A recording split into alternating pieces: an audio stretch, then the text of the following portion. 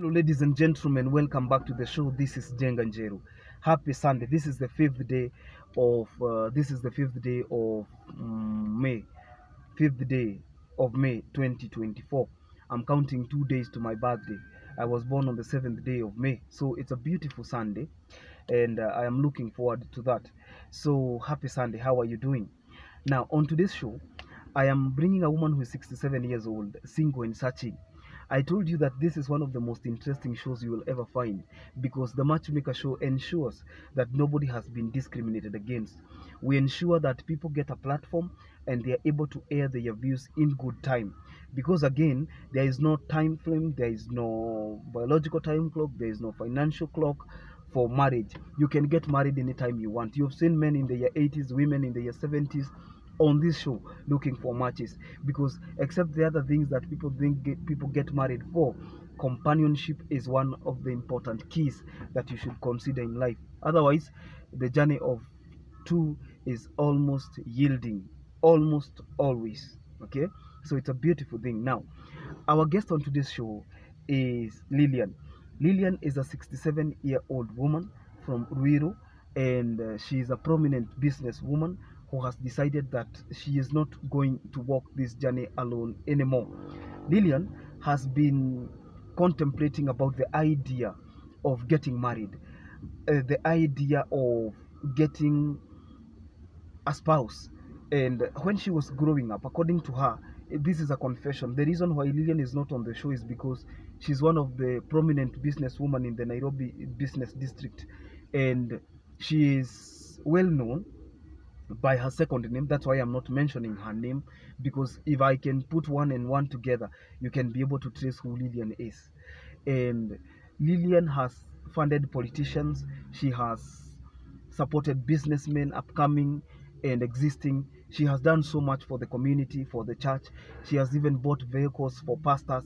She has done everything she could as a person, but she never found fulfillment. And it's until recently that she decided she is going to get a match.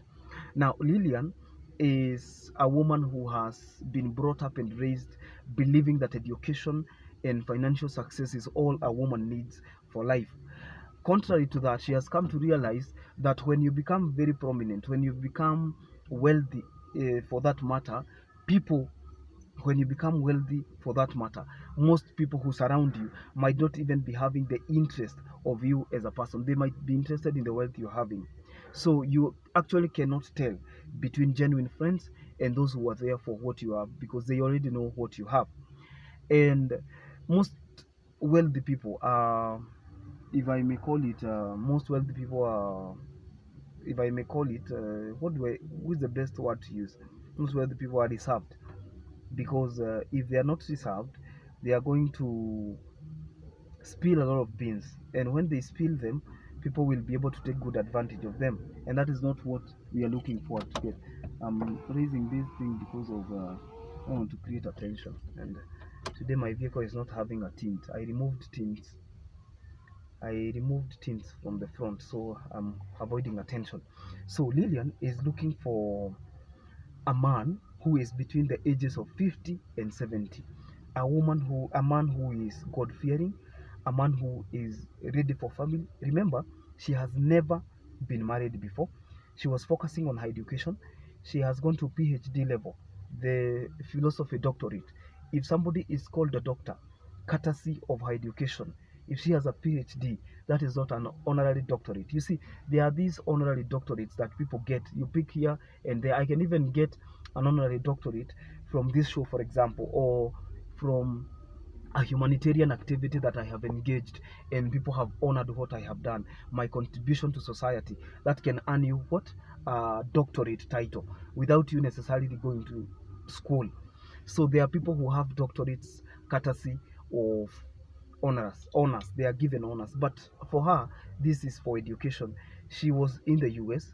She even had a program in Harvard University.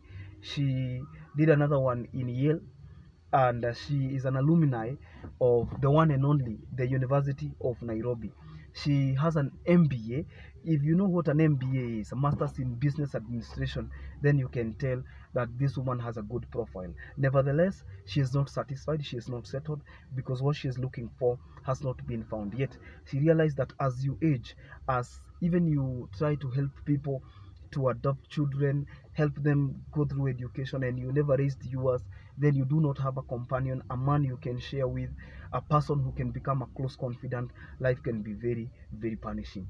And for that reason, because she is looking forward to retirement, she wants to travel the world. She has tried to travel the world, but the world is not being traveled the way she would want it to be. Because imagine, even when you travel, you have to give strangers your phone to take you nice photos. But if you had a companion, you would have done that comfortably. So she has tasted everything. The only thing she has not been able to taste is the life of having a man together. So if you're there and you're looking forward to, and you're between the ages of 50 and 70, and you're a good man, maybe you're a widower, you are a divorcee, you have never married like her, and you're looking forward, the only thing she cannot guarantee is that she will have children, because she can't in the first place. I'm going to post her contact on Jenga Njeru Facebook page, so that as many as of those who will be interested can contact her directly. Until next time, don't forget to subscribe to our YouTube channel. God bless you. Bye bye. Happy Sunday.